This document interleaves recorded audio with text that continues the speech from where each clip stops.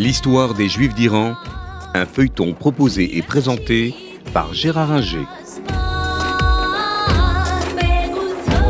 Bonjour, nous avons vu la semaine dernière l'histoire des Juifs d'Iran dans la première moitié du XXe siècle. La seconde moitié va être très différente. Elle va commencer par une période plutôt favorable et très mal se terminer. Mohammad Reza Shah, qui se méfie des leaders du monde arabe à partir des années 60, commence à établir des relations officieuses avec l'État d'Israël, ce qui favorise la situation des Juifs sur place. Ces relations officieuses portent sur des problèmes de sécurité, des dossiers de renseignement, parce que le Shah, comme Israël, se méfie du monde arabe, les Persans n'étant pas arabes, mais d'origine et de langue de civilisation aryenne, même s'ils sont musulmans, mais chiites, donc depuis le XVIe siècle, voient d'un œil assez méfiant le monde arabe. Alors, comme pays musulman, le Shah n'établit pas de relations officielles avec Israël, mais les échanges, y compris des échanges commerciaux avec tous les faux nez et les faux masques et les masques nécessaires, le transit par des pays tiers, etc., prospèrent. Et ça sera le cas jusqu'à la chute du Shah en 1979.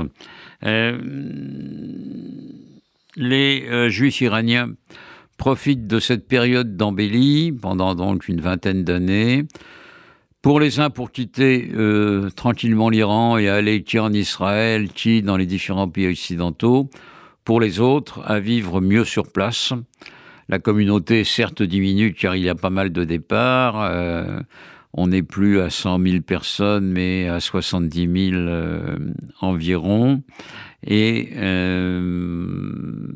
les choses vont malheureusement s'aggraver lorsque le Shah va être renversé par l'ayatollah Khomeini, aimablement hébergé en France pendant ses années d'exil.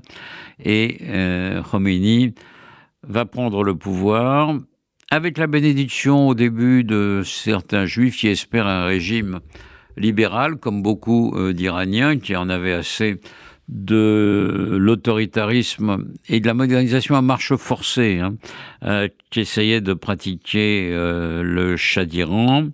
Mais comme beaucoup d'Iraniens, ils vont très vite déchanter et le régime va devenir une république islamique qui se déclare ennemi mortel de l'entité sioniste, donc d'Israël.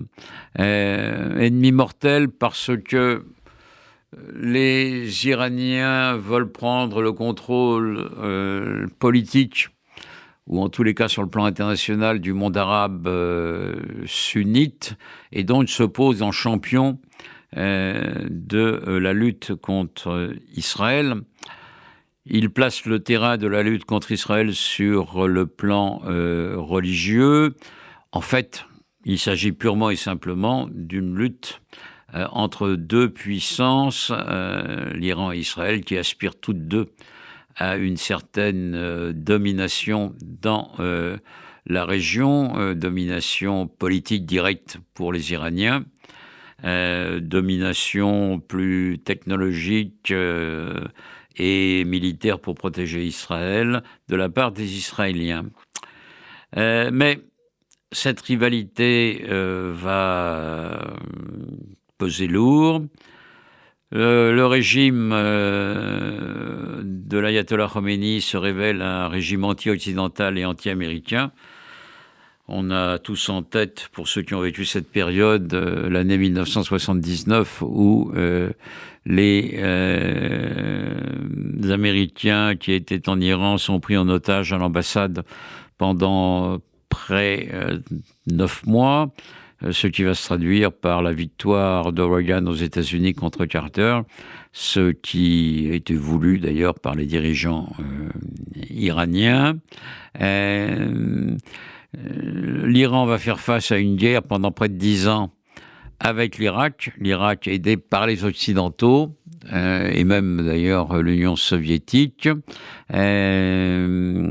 Et cette période va être une période très difficile pour les Juifs accusés de soutenir l'entité sioniste, de soutenir les États-Unis et de soutenir l'Irak. Donc, même si institutionnellement ils ont toujours droit à un député, leur situation va se dégrader, comme on le verra la semaine prochaine.